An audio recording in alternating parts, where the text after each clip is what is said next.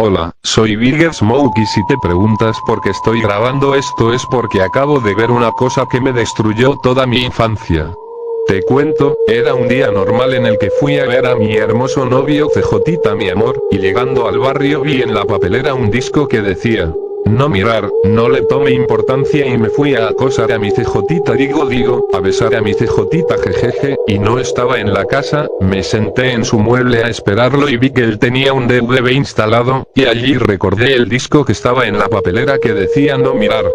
Como soy tan curiosa fui y lo busqué y lo puse en el DVD y vi que lo primero que se veía en el televisor fueron capítulos del Chavo animado. Como esa fue mi serie de la infancia, quise buscar el capítulo de los globos, y mientras lo buscaba, había uno que estaba en negro y el título estaba en chino. Matándome la curiosidad lo puse, y la portada decía: El secreto del profesor Girafales. Al ver el título me dio escalofríos porque nunca había oído que un capítulo de Chavo animado se llamara así. Te relataré la historia del capítulo que me dejó traumada.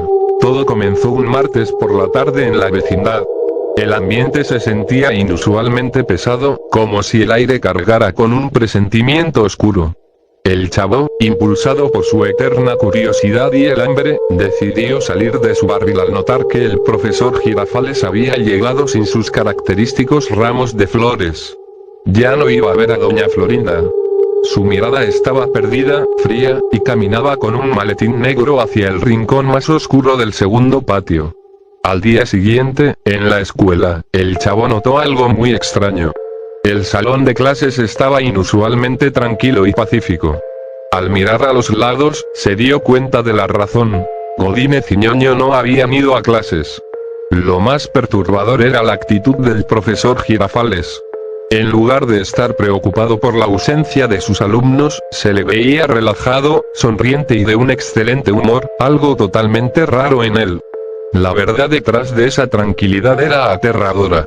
La noche anterior, el profesor los había secuestrado para utilizarlos en los rituales de su secta secreta. El primero en la lista había sido Godínez. Girafales lo había elegido simplemente porque estaba harto de que nunca prestara atención y siempre respondiera a tonterías. Al momento de estar en el altar, Godínez ni siquiera entendía lo que pasaba. De hecho, justo antes de que el profesor levantara la daga, Godínez levantó la mano y preguntó si podía ir al baño. El maestro, perdiendo la paciencia por última vez, murmuró que ya no sería necesario y completó el sacrificio. El segundo turno fue para Ñoño, y ahí las cosas se le complicaron al profesor. El ritual exigía colocar a la víctima sobre un altar de piedra, pero el peso de Ñoño era tanto que la estructura comenzó a agrietarse. Girafales tuvo que usar una rampa y hacer un esfuerzo sobrehumano para subirlo, terminando completamente sudado y con dolor de espalda. Cuando el maestro inició los cánticos oscuros, la entidad del más allá exigió un sacrificio puro, pero al ver las dimensiones de Ñoño, parecía que el altar iba a colapsar. Girafales, aguantándose la risa en pleno ritual, exclamó que con la grasa de Ñoño tendrían combustible para mantener las velas de la secta encendidas por los próximos 10 años. Con un último quejido del altar, el sacrificio se consumó. El Chavo, sospechando que algo andaba muy mal por la misteriosa desaparición de sus compañeros, decidió seguir al profesor saliendo de la escuela.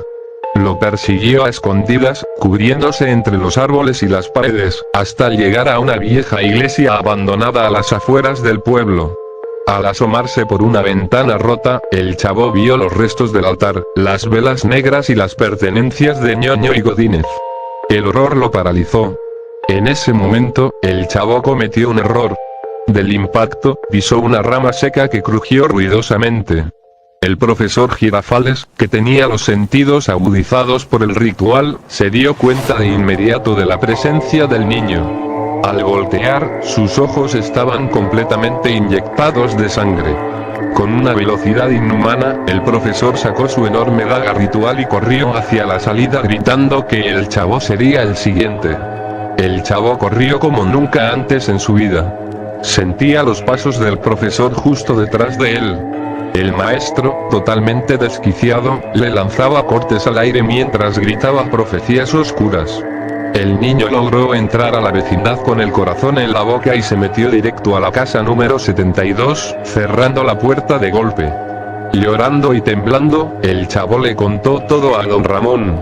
Al ver el pánico real en los ojos del niño y escuchar los violentos golpes en la puerta principal, don Ramón supo que no era una travesura.